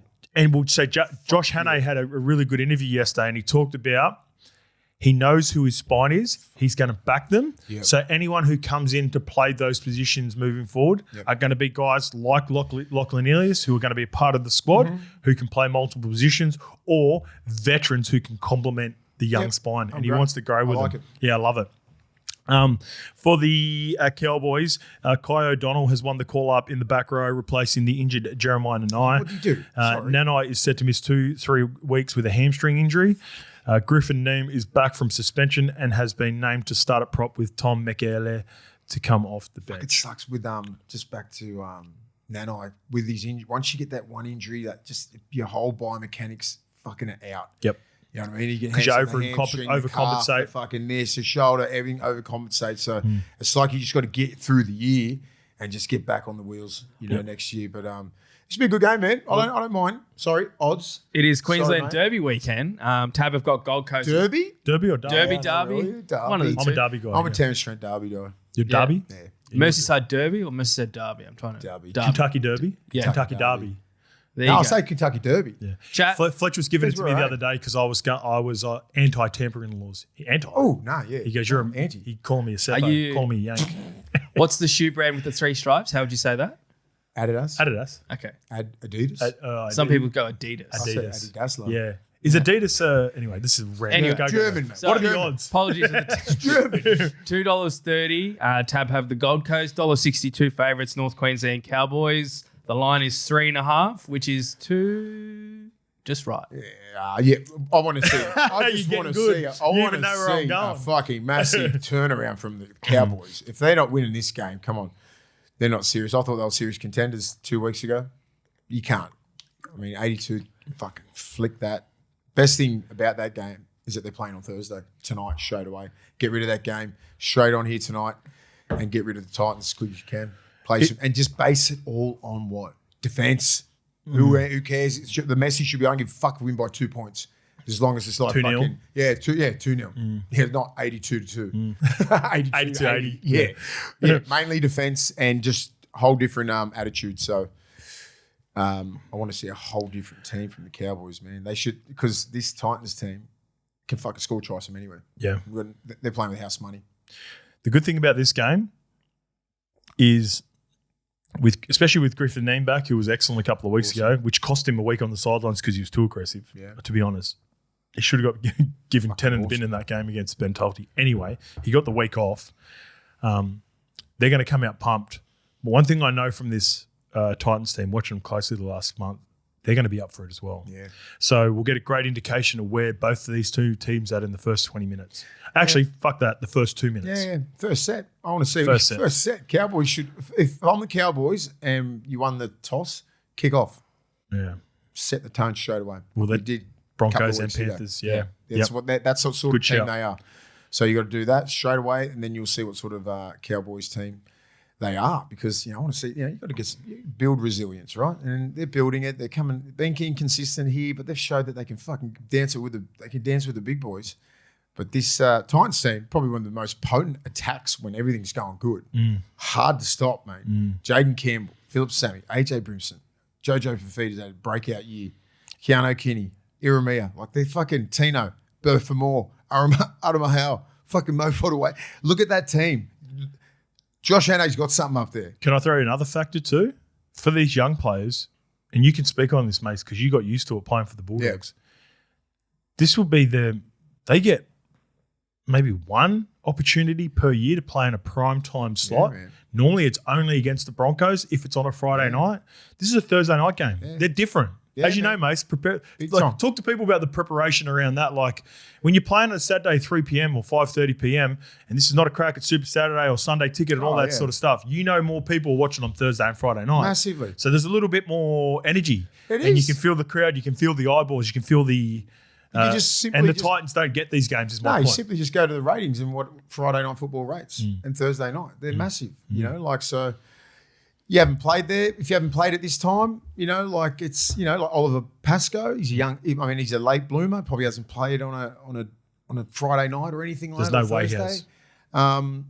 against North Queensland. You know why? Because I've called half a dozen games of Oliver Pascoe on Sundays when I do So Sundays. it's a bit of a different vibe, right? There's more there's more cameras, there's more this, there's bit more of a show, you know what I mean? So Normally it's like, the rest of the NRL are watching you too. yeah, everyone's watching, mate. Yeah. Thursday night, everyone's watching. What else you can do? Yeah. You're watching Thursday night football. Kicking the feet up. They've got what's those Normatex on? Got the Normatex, Got the seeing what Normatex the on. fuck you got. You know Corey what I mean? So Normatex. it's like it's awesome. I love the Thursday night games because we'll get to the Friday night games. Sometimes people aren't watching all the Friday nights because you've got shit to do on Friday. Yeah. Some people are going out, but Thursday you're not doing shit because you got to work on Friday, but you're watching Thursday night football. And if you're not used to it and you've got a long turnaround as well, you might be given an opportunity for 2 or 3 days off and you can drop the shoulders as well. You can. If you have a good performance. You got to win.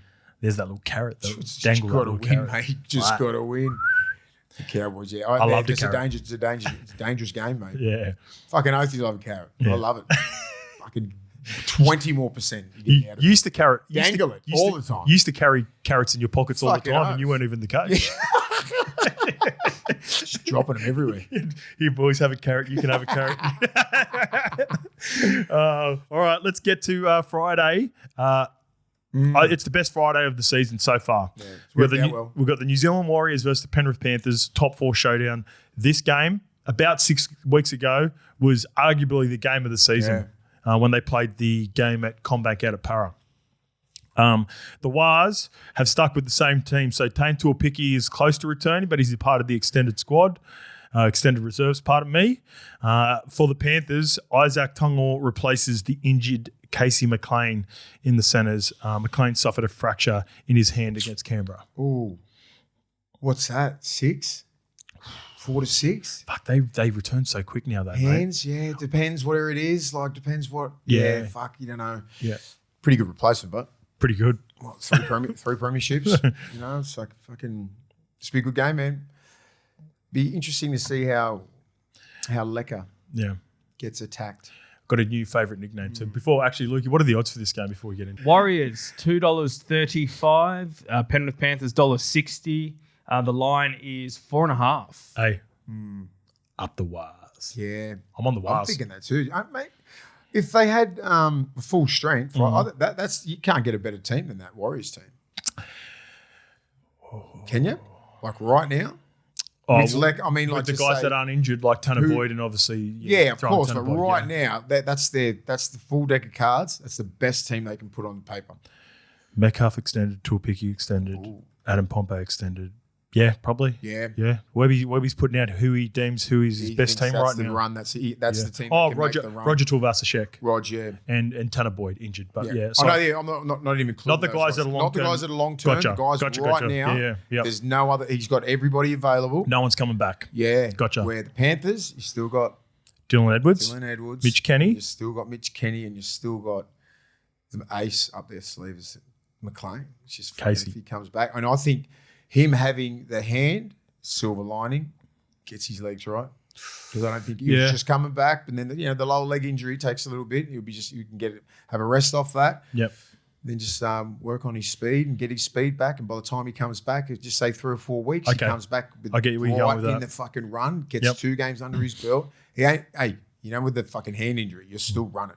Mate, You are running like a fucking wind. he's like Critter too. Like Yeah. he got thrust into fucking first grade at like 18, matter. and he's just as in like his body's been bashed around for a Yeah. couple of years. Even though he looks to Mickey and he throws everyone off, he's still an 18, baby. 19, 20-year-old Yeah. fucking baby Still hasn't in the developed. game. Yeah. Yeah. So you're right. I I agree. The silver lining is some rest. And for you him. got a fucking OG like Isaac Tungo who's tried and tested, trusted in that group. Yep.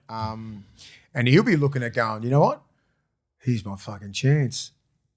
I know that it'll. No, I Casey will agree come with you. back, No, I agree with you. But you want Isaac. Yeah. You want to make it hard for Ivan to go. Fuck, I want. Imagine if Alamotti has a fucking awful month, or I doubt any of them will. But guys in his position. That's what you're going to do. So you're going to get the best Isaac Tungo in the next month. Well, Alamotti is the perfect example because he was able to jump Milky Jenkins at the back end of the year with playing good footy in the lead up to that final. Yep. So that's a good. It's a And good they've been shout. outstanding. So it could be a good little silver lining there. Oh, the Warriors. I'm looking at the Warriors. I'm just is that back line? Do they have enough points in them? Do they have enough points in them to get through these Panthers defense? I think they do. Yeah. I think they got 3 tries in them. I think they've Where got. does it come from? I think they've got a getting in the grind, scrappy tries through kicks. Exploit those edges again, I reckon. Yeah, sustained pressure, completing high, boring football. No. And They're happy to play boring. If there is a team that can match Penrith in boring football, there's maybe a couple. Now that the Bulldogs are playing to the level they are, the two former coaches, Webby and Ciro, can get him into a bit of an arm wrestle with them. The difference will be Aaron Clark's ball playing and the hole hitting from the other forwards. Yeah. What they turned it around last week. They started playing footy, getting to the C-man, right, making him turn in. The foreman's got to make a decision. Aaron Clark makes great decisions going out the back or hitting the front guy. All these big brothers coming off the bench. Iramia fucking hits a hole good. Stannis Smith. Here's my prediction for this. Smith, he goes hard. Let's stay on that because I want to stay on that bit before we move off. I bet you Aaron Clark and Isaiah put 2 or 3 passes away. Yeah. Put them away, as in put them in the bag this week. Boom, right. Show and go. Yeah, this is going to be those 50-50s at the line. Nah, hitting the front Not runner. unless it's a fucking proper, But I think in good, like, when you have that, just say on the third tackle and you get that guy taking the hit up, where there's a lot of opportunities on the third tackle. I've been saying this for 5 years, right, where you're not in the defensive mindset of, like, especially on the edges of coming up and stopping. You're sort of just coming up, you relax a little bit, right? So if you can bounce out to the 3 to 4 man and make him work, and then you just slyly out the back, or like if the 4 man goes, 4 man shows his shoulders out, hit the front guy. Yep. You know what I mean? Like both these teams have got that, but Penrith aren't usually that massive with that. They use Yowie around the back a lot, but the flat pass, right, that Aaron Clark uses, just getting there, boom, just a nice little short ball. What does Yowie fucking do? Short ball. What does Yowie Yoey's do? always at the back, mate. It's a lot. I tell you what Yowie wants to do when they want to lay a line rather than, and this is a high percentage play, he drops them. Yeah. He drops them to take so he can give his lead runners and support players a little bit more space. I like that a little bit, but then I like the fucking genuine hole hitter. Hosey, I'm going to get the 4 man. You just jam outside the 4 man. Yeah. That's the communication that's going through this Warriors forward pack. Yep. They're playing as a pack. They're attacking as a pack. I love what they're doing. So I've just talked myself into the Warriors. Yeah. They're going to, because give me the full strength Panthers team. It's different. We just talked about the kickoff for the Titans and Cowboys. Who you kicking off? Give me Fish versus Moses. Fuck yeah. I don't care who. It doesn't matter who. It doesn't matter who. I want to see that shit. That's why you fucking watch this game. I love these two because they go at it and they're best mates and they fucking go at each other. You know what's nothing more respectful. You know what's been funny? We've talked about contests and one-on-ones. Have you noticed that both these two guys like the posts whenever we talk about one-on-one confrontations? Yeah. Have you noticed that? Or Mace, you probably don't notice it. Me and Lukey do. So me and Lukey will sometimes go back and look at clips that we post up, and it might not even be them involved, but we talk about collisions and all that. Fish is always in Landley. Yeah. I Fish, and they just give it a little tick, and Mosley had a little tick. We can cut this after if you like, but on the one we did last night on the contract stuff, it was Bailey Simonson and Junior Paulo. Yeah, there you go. So the two good examples. That's fine. No, that's fine. Yeah. Just little subliminal hits, because Bailey's sweet, mate. Yeah. Bailey's doing stuff with us at SEN, and he has mentioned on SEN he was going through a tough time last year with Dara. Like, he was out of the team. He had some really strong conversations with Rolsey. Got injured again this year, but fought back. So even though those situations, we're not pointing the finger at clubs as well. When we have those conversations, Mason, we talk about situations. It's a business. It's hard to deal with when you're younger, but as you get older, you don't take it as personal, and you realize, fuck, it sucks. But you've seen teammates move on, and every club's going through it now. Because we feel it as players. But general managers, coaches, assistant coaches feel the pressure to keep their jobs as well. So they're looking at the roster going, can we tweak it a little bit here? I clued onto this shit when I was in my early 20s that it was a business. And that's why I thought of it as a business. I thought of it as a business myself, as on contracts and shit. And as soon as I left the Dogs, hence why I played for fucking other clubs, because I didn't give a fuck, because it was a business. I'll leave on my terms. Right, because I know that they'll get rid of me as soon as they want to, right? So it's just as soon as you go there, you're like, whatever. But when you debut for that club and you love that club so much and you win a grand final and everything like that, and you're fucking, now I'm in their fucking legends and all that sort of shit, that sort of team. And yeah, but like back then you don't. You're like, you just think, I'm going to stay here forever. This is it. And then all your mates start disappearing and fucking this and that. And you're like, what? This is ridiculous. Because they fucking plug into you like, oh, loyalty. Oh, yeah, to me, because I'm a better player than him, right? But on the other flip side, right, it's a business. So I'm like, okay, I get it. I just didn't, I got it real early. And that's why I try and really emphasize those points now to younger players. It's a fucking business. Club won't give a fuck about you. Like some of these guys that were legends when I was playing at this club, club don't care about them that much. It's a business, right? You're what is it? What's the word? You're a fucking personal brand. Yeah, you're a brand. You're Disposable. Disposable. Yeah, you're disposable, right? Depends how good you are, right? So like, there's a lot of people that don't get those bigger contracts, and they're hustling. They're role players. They're this, they're that. There's so many, mate. There's so many little variables that go into a rugby league team, and it's like once you understand that. You just play your fucking best football, look after your body, do everything, all the little 1%ers, bang, bang, bang, bang, bang. You'll get a 10-year career out of hard work, work ethic, talent, all that kind of stuff, right? And but understand it's a business. As soon as you're disposable, you're fucking out. Unless you're Nathan Cleary. Unless you're like these Walsh kids, and that's the fucking 0.1%. Right? All these other guys, people just look at them and go, oh, fucking, you guys are getting paid so much money. Like, dude, you're not.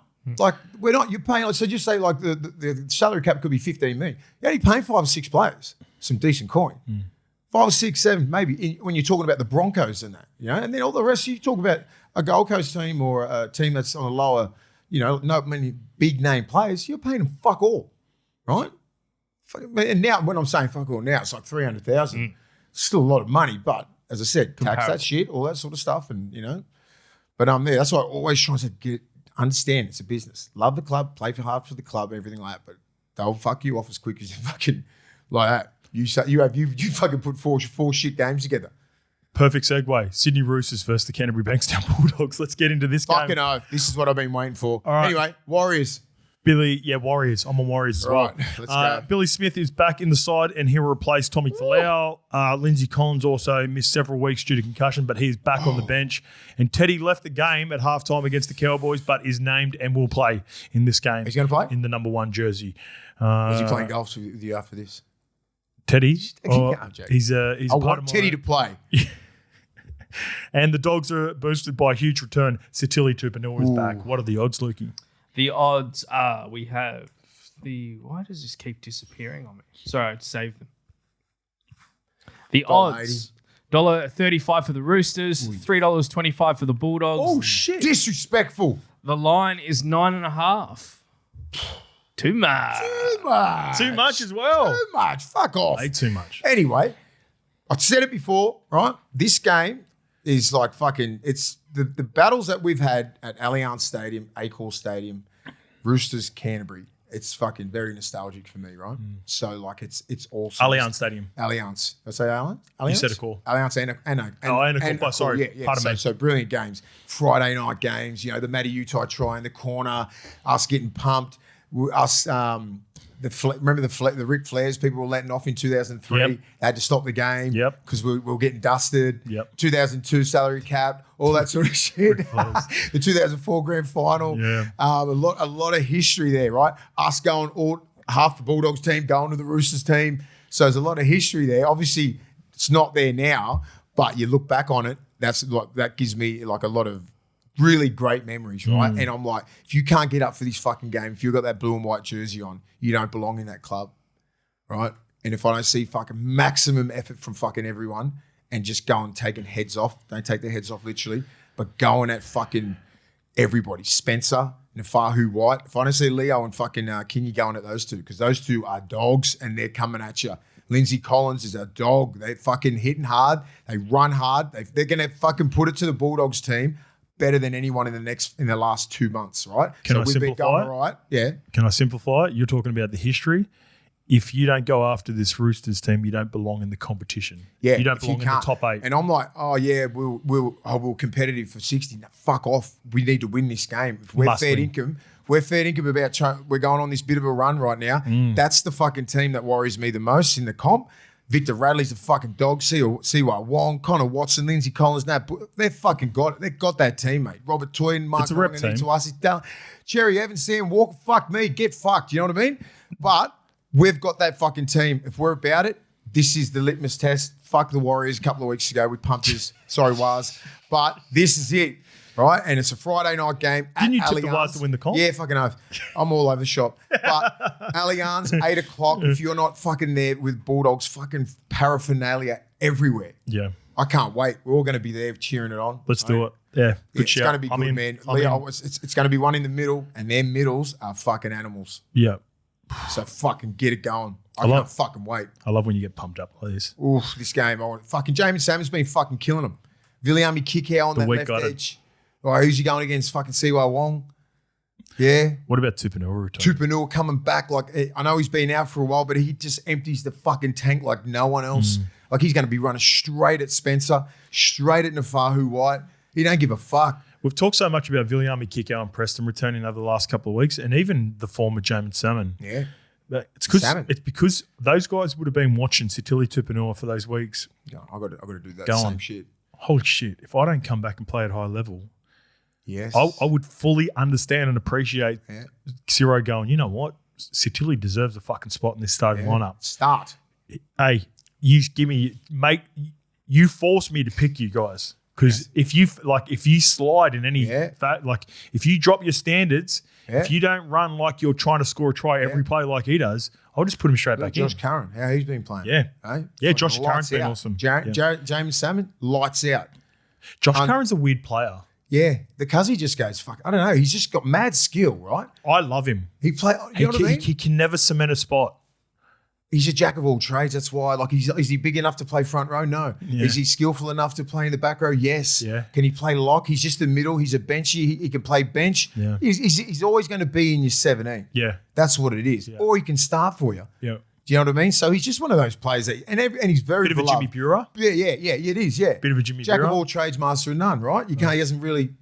That's my mate, Master of None. No, master. I'm just like, you just can't nail down a fucking. I don't know. Jimmy Bura was a fucking start. He played Origin. He's a Come gun. on, man. Yeah. I don't I know. wouldn't compare that. So like Josh Curran, he's just like His name was floated around a couple of years ago. yeah, Josh man, Curran. he can play. Like Yeah. he's one of those back rows with the skill set like a half. Yeah. Same as Salmon. Yeah. So we're just but we've gone, we've peeled it right back and we've gone, what's our bread and butter? Yep. Fucking defense. Okay. Numbers in.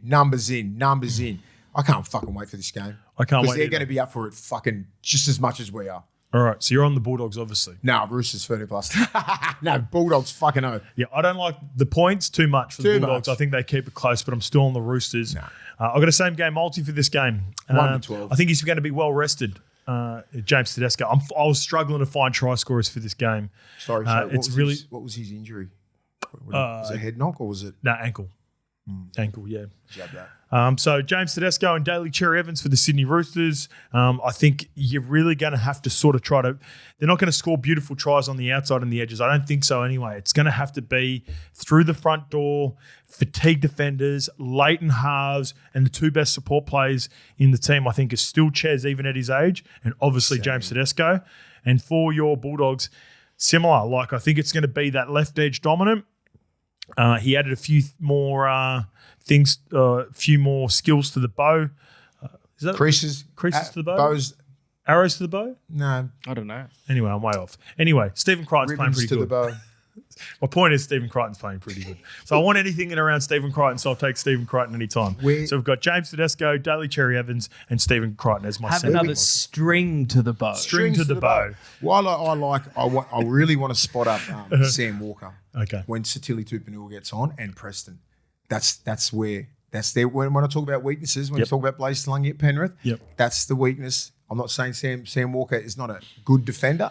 He's just not a fucking, he's protected over there. He hasn't been isolated Yep. because he's surrounded by fucking gun defenders. We need to isolate him one-on-one. Tupanua, fucking Preston, inside, outside. You got young players around him too, and Fiketti and Savala. Fucking guns. Yeah. So. Absolute guns and great middles. All right, let's get to the Saturday 3 p.m. game. This is a huge game for both teams, but I'm going to Melbourne. especially the Manly Seagulls, because Fosbor needs to get back on the ball, I suppose. Get it back. A couple of big returns for the Melbourne Storm. Money will be back playing in this game. He'll line up alongside Hayden Watson. Seeps ball. Seeps the Foz ball. Hayden Watson in the halves. Tyron Wishart goes to hooker. Jack Howarth is back in the side. As for the Manly Seagulls, Tolu Collar has been named at centre after playing on the wing the last couple of weeks. Blake Wilson gets a run on that wing. Kobe Hetherington will miss the rest of the season. That sucks. What do you do? The forward ruptured his bicep at training and will require surgery. And a couple of big ends, well, one in particular, Brendan Wakeham has returned and he will be playing at 9. Sorely missed. He has been. Fuck, he was part of the Fosball revolution. Yeah. And Corey Waddell was in the back row for Benny Travojevic too. Storm. Odds, sorry, Lukey? give me the odds. $2.05 for your Storm Mace. Manly $1.77. The line is 1.5. Proper agenda here. Eagles are fucking right with my dogs, so fucking Melbourne all the way. I get it. That's it. That's it. I don't care. I don't Even give though you're a fuck. Manly legend. Even I'm a fucking Manly Hall of Famer. But for fuck's sake, I'm going for Melbourne, and I think Melbourne. This game has got a lot of history in it. They all buy in, so I'm just going for the Storm. I think they got the money. The money man's back. Shit. All right, that's enough. It's enough to get me over. Speaking of Manly legends, fuck, it's been fun to see Chocky doing content with. He's Chocky, want me out? He's been doing Jazz Hoops. Hooper. Yeah. With Hoops, yeah, his He's boy good. Hoops. He tells him, fuck, what was he talking about? I saw a clip the other day I and love he was Chocky talking Wobble. about, he goes, He paid to get out of fucking Manly, wasn't he? yeah, one? I That's did a see. porky. I'm like, fuck, didn't they pay you a mil? So here's the story that I love from Chocky. They asked him about a specific story and he goes, I can't remember, but I've got my version of it or something like this, right? And he was talking about how you can, like 6 people can attend or have the same story but have different versions of how it went Was down. it having a dart? No. That was a different. Someone wrote that in the comments Yeah. for me, and I ended up seeing that later. He don't dart up. It was about like just porkies and GST that footy players tell. So like you all might be out and had a big night at the Scalabrini. what's the Stain, Wharfie, all that sort of All those old King's Cross venues. and you all had the same night, but you've got 3 different versions of Yeah. the story. Something like it was funny. Yeah, It's fucking true. yeah, It's always GST. yeah. Oh, fuck yeah. Yeah, it's good to see I'm Chocky back guilty to of all that that. Don't stuff. worry about that shit. You never tell JST. I'll fucking know. You've never told a porky ever. I'll put GST on it before GST was involved. Even before it got to this country. Yeah, before tax. I'm way before tax. I'm WST. the tax Yeah. man. Fucking hell. Willie's stupid Don't tax. care. Sweet, Dolphins. Yep, the battle of So you're going to Brizio. go Seagulls? Yeah. Genuinely? Or because of your heart? I think no, just because of the injuries that Melbourne have got too. Yeah, and Money first game back. I honestly think that as well. No I Hughesy, just want, no Hughesy, no Harry. I Still, want the Eagles to get beat because then if we win, Yeah. or if they win, they could fuck us. well, similar to your point with what I So said we're both about on the 26 Bulldogs. points, right? If Manly don't win this game, they don't deserve to be in the finals. Yeah. Fair. Yeah. Fair. All right, let's get to the Dolphins versus Brisbane Broncos. Sebastian Sewer is the new name on the bench in place of Ray Stone. As for the Broncos, Reynolds is out with concussion. So Tom Duffy, we talked about at the start, will be the halfback. Corey Pakes looks to have been dropped completely as he's left out of the team. Billy Walters named at hooker. Ben Hunt on the bench. And Jack Chachevsky returns from a rib injury. He's beloved, isn't he? Oh, sorry. Odds. Odds $1.42 favourites. The Dolphins. $2.90 for Brisbane. The line is 7.5. He's beloved, Billy Walters, isn't he? He come on the field up in North Queensland and he got cheers there. Yeah. That's good. It says a lot about his character and what sort of person he is. So well done. I Billy, think a lot of on people his feel return. they can empathise with him, just sort of with the old boy there Yeah. and sort of being Yeah, for getting sure. shafted a little bit. Yes. work his fucking way up there. He would have had supporters. There would be Kevy supporters up there. I thought the way that he handled last year with the class that he did, Yes. and this is the main That's important. what it- Broncos fans will know the main reason. He was crucial to the run. Big time. He was playing 20 minutes a game, and I'm telling you right now, if it wasn't for the number one and the fullback, he was in the top three or four players in that run, influencing the results at the back end of the year to set Walshy up to do the things that he did.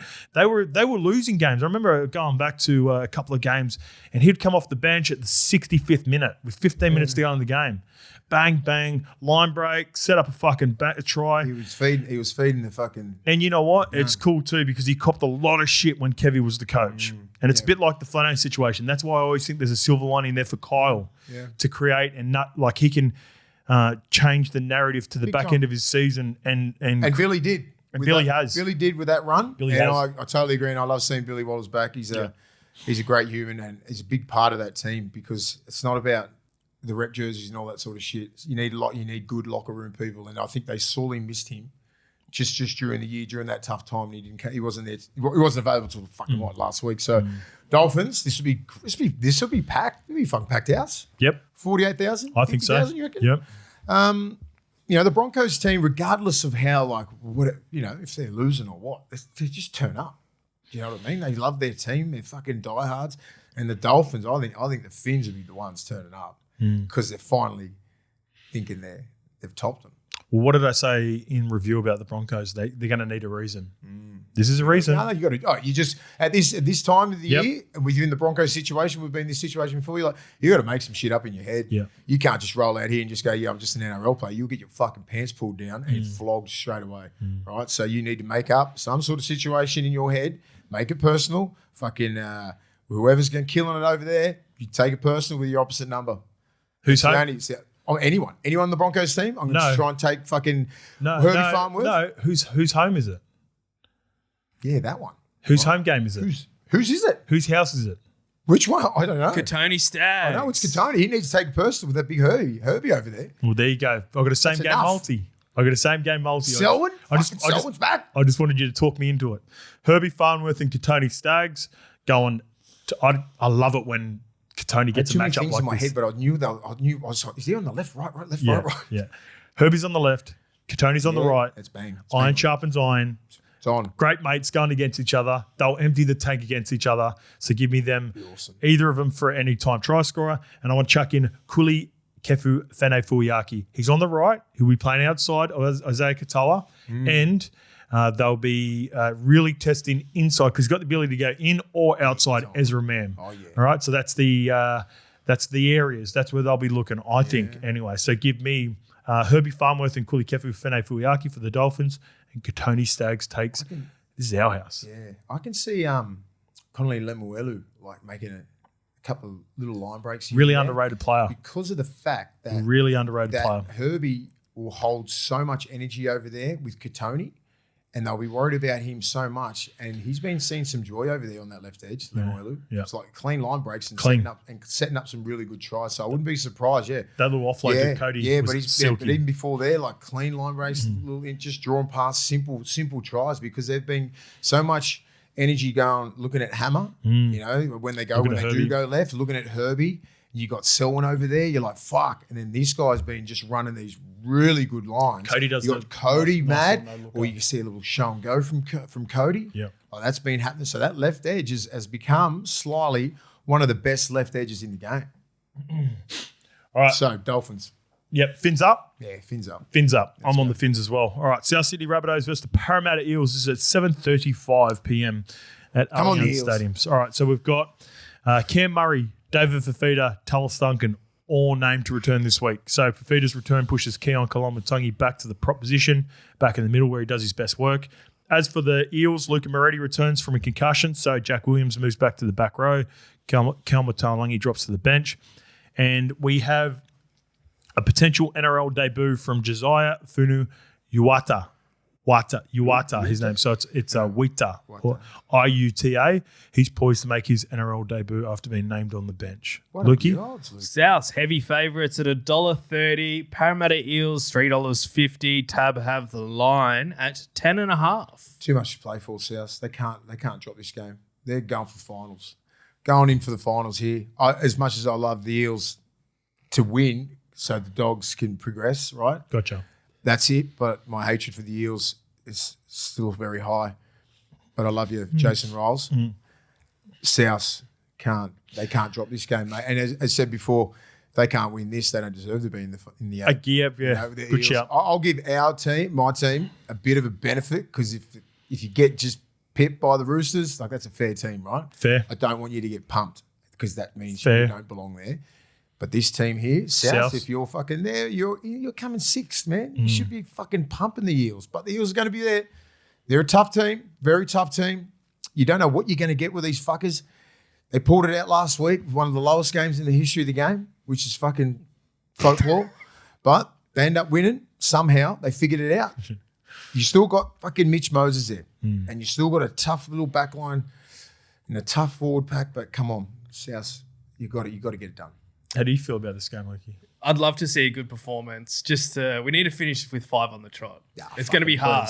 South Good Sydney. I'll give you $1,000 if you get 5 on the trot. Done. What's my bet? What do I have to? I'm not giving you anything. Just I'll get a clean. You don't even need to. I 5. don't want to. That's actually Origin jersey. The Origin jersey. Keep your Origin jersey. No, I'm not giving You you. want him one of his Origin jerseys? Yeah, if they go 5 in a row, Yeah, I don't want a grand, I'll have an because you're Origin not going to jersey. fucking win this That's one. worth way more too. IQ. Yeah. Yeah, good luck. All right, South by fucking 100. Try to start with one in a row and see where we Yeah, go try from and there. beat South like in this position. See? Come on, man. South's a weird team, mate. No. They're a weird team. If they had And look, just say you could put a full deck of cards in there. If you, Hang if on. you just put, Mace, talk. yeah. Sorry, if you put, you just got Latrell in that back line, and it just makes him that to like a real, like a proper threat where they can take most people out. So I wonder if that journo rang Latrell to find out if how he's travelling too yet. yeah, you would answer for sure. All right, let's get to Sunday, August 9th. Canberra Raiders versus Newcastle Knights. This is a fun game. This will be good. So we've got Simi Sasanga returning from a hamstring injury in a swap for Seb Chris, who drops out of the team entirely. And for the Knights, no big changes, but Tyson Frizzell, he's been named in the starting side with Cody Hopwood reverting to the bench. I still think Tyson will start on the bench, but this is a nice touch from Justin Holbrook because Frizz plays his 300th game. Yeah, got to start him. Got to Been give him a great. starting What a jersey. great- Yeah. Like he gets a starting jersey number, but he'll probably still come off the bench, I think. The Tongans just ripping out 300 games. Taumalolo, Tongan, 300 games. Yeah, anyone else? Toops, Tongan. Now Fafita. Now fucking Frizz, cool's that? 300 games. Yeah, that's cool. Fucking amazing, man. All the same year. Well, who's the All in nearly within Yeah. 6 weeks. Yeah, the it's Royals? amazing. The Royals be here for this one. They got to if they Sure. got to come to one, they got to come to Should all. be, yeah. So Frizzell's mate, he's played a lot of caps for Tonga. Has he? Be part of their squad. Mate, he's part of their squad I this think year. he would only played about maybe He'd be- one series. I think he played in that probably England series. because he was embedded in the Aussie team for a good 5 to 6 years. And he played for Wales. He did play for Wales, didn't he? He Played for did, Wales. yeah. He's played. I think he's played 6 to 10 caps for Tonga. I'm trying No, to. I'd Just say on 3. Wiki. I'm going to guess 3. That one Yeah. series over in England. Right. Okay. Yeah. On the money. Because he's always been in World Cups for Aussie and Correct. for the Yeah. last for a good 6 to 8 years, I think. Yeah. Be big. It's a big thing, right? To your question, whose question was it? The Prime Minister. I don't think 3 games get No. you a Prime No, that's Minister. fair. Yeah, and that's fair. Like you know how Jason no, no. Daniel Tupou. that 2000 whoever's part of that 2017 Correct. Yeah, game, you Correct. changed the culture. yeah, Yep. you changed the landscape of the That's Toops and Jason Tamalolo. yeah. Yeah. He was in the Aussie side. Yeah. So Tab He had was. this. Yeah, he He was. was in the Aussie side. He actually was. He fucking was. He Do you was reckon a Elbow gun. will turn up? Elbow's going to be there. And fucking PVL. It's Canberra. PVL on his Yeah, it's jet. Canberra. PVL's going to have his fucking Boeing 747 comes down. Elbow's actually been at heaps of fucking NRL games lately too. Yeah, he's getting it all in, mate. He's fucking gone next year. Is he? Is he not? I don't know. Isn't he fucking going to tennis? Oh, Albanese. I thought you said Abdo. Fuck me. I was like, what? What are you Do talking you know about? the Prime Minister's going to get voted out? That is intel. I was like, how does he know this? That's what I'm looking at him going, Fucking jeez. elbow. I'm Throwing like, it out there. I was like, this kid- Abdo. I Elbow. go, fuck, this is levels. If Mace has got some fucking heard whispers, Elbow's Yeah. out. And if Albo's going to Tennis Australia, I'm sure the PM's on. It's Albo's on fucking TV. giving up the PM and he's fucking, Because Albo's- he's 2 IC under fucking Abdo. No, but That's some of Albo's your been best at work. heaps of footy as well. That's why I was like, it Yeah, kind he of has. makes Yeah, sense. no, you're right. Oh, mate, No, but Elbow, I was talking about Elbow's been at heaps of footy games Right, and in we- Canberra a couple of weeks ago. So I don't know what he's doing down there. Anyway, Well, the bookie tab can't split them. They're $1.90 each. The line is 1.5. This will be a good game. yep. Knights must win again. Raiders, it would be the worst team to play this time of the year because they were up for that game last week, Penrith. Raiders are different to everyone else that is out of contention now. That will be a pain in the ass. Ricky, you don't need to find ways to be motivated when Ricky Stewart's your coach. I'm going for the Raiders regardless of because of the Knights and the Dogs are on the same team or the same points. You would have picked the Raiders anyway. Yeah. Okay. I just think they're on that side, mate. Yep. You're probably going to have to do that every week now. Every week. Because everyone's going to think just as Bulldogs. Yeah. I'll bullshit my way through it. 2 p.m. on a Sunday. They play some good football. This will be a good, high quality football game. All right. A lot of points. I think so too. I've got three anytime try scorers in this game. Let's go. I'm on the Knights, by the way. All right. For my same game multi for this game, there's 3 guys that I absolutely love. We've been raving about him now for a couple of years, and then even the first one more recently. Let's start off with Frantu MANULELEUA. We've been talking glowingly about him for the last couple of weeks. And Fletcher Sharp. Every time I'm on the Knights, I want Fletch. He's just always in and around the ball. I don't care what position he plays. I want Fletcher Sharp. Yeah. Anytime. And who am I going for the Raiders, mate? You'll know it. Ooh, Kyle Weeks. Damn it. Nah, Jets. Definitely not. Simi Sasangi. Sasangi. Simi Sasangi. Your guy. You picked him earlier than anyone. He was sorely missed last week. Yep. And when he's on the field, he's a problem. He's been a little bit injured, so he'll be on Brady Best. Yeah. Good battle. Yeah. Strong. Fun weekend of footy. Just every game is mad. Best. Fuck, and that's what PVL's done in the last every game is a game. Yeah. Right, it's fucking awesome. It's like 10 years ago, you'd be looking at, fuck, I'm not going to watch this. I'm not watching that. I'd pick this game. Now you're watching every game because it's level. Even with this game, what's up for stake? I can't wait for it as well. So by the way, I'm calling that game in Canberra as well. Sink it. SEN Sink. You're heading down in the booth? No. Oh. Yeah, Ashley declined that. We're going to stay in the studio. Yeah. If the Raiders were going a little bit better, we could have head down there. But Be a good game. Be a good game. This will be a good game as well. The Dragons take on the Sharks at 4 p.m. at Jubilee Stadium. All eyes will be on Nico Hines and the record. Toby Couchman. Miss it. He failed a concussion test in last week's loss to the Dolphins, so Emre Gula will start. Jacob Wester has been named on the bench and will make his NRL debut. Well done. For the Cronulla side, they're riding on wave of momentum at the moment, but 2 big outs. KO Iro, head knock, Sifatalakai, bicep, both sidelines. So Mawini Hiroti will be the centre in place of KL, and Hohepa Puru come into the starting lineup. How long's has Talakai just badly bruised, or is he? He was in a sling. Torn? Don't know. He was in a sling last week. I'll fucking miss him if he's done for the year. He's their X factor. I don't think it's a bicep tear. And didn't I read something that he could be back? It was initially feared to be significant. Must be a high tear. It's only minor. Okay. So he's coming back, but it's minor. Okay, beautiful. Yeah, right. Okay. A minor. Don't do that. Don't do that again. Do that again. I'll fucking kill you. This is the derby game. Yep. But Sharks are just on one, man. Nico's on one. Braden Trindle, Blake Brayley. Their spine right now probably form spine in the game.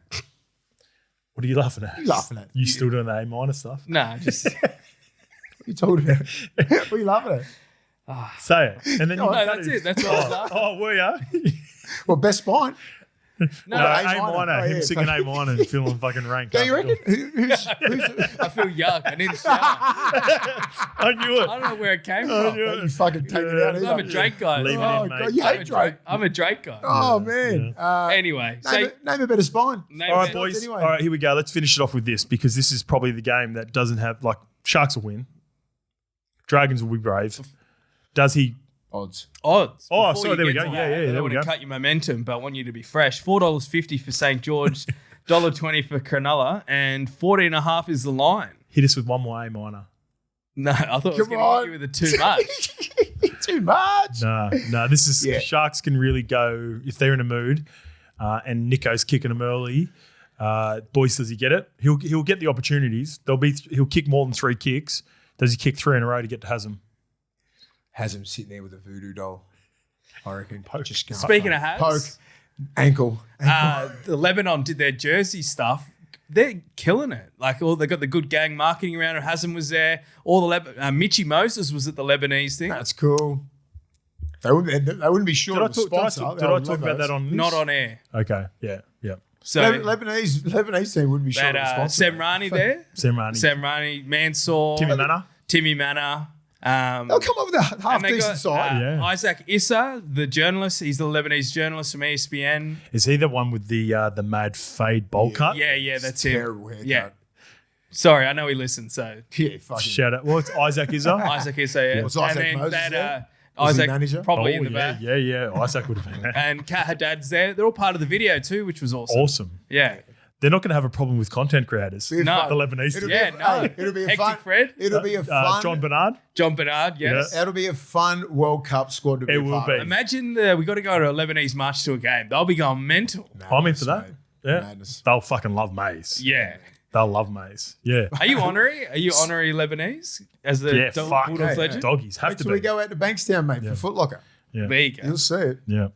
All right, boys. Another great episode. I've got to get out of here or to get let's game go. of golf or to go to get to anything else, Lukey? We've got to all the multis. Oh, we're done. Multis are done. Perfect. Enjoy your footy. Friday, Saturday, Sunday. Enjoy your footy. And if you see myself, Lukey, and Mace at the game Come on up, Friday say night, what's up. come and say hello. We'll probably be in the exclusive hospitalities in some mad suite. But if you see us, wave out to us. Chances are you're about to lose. For free and confidential support, call the number on the screen or visit the website.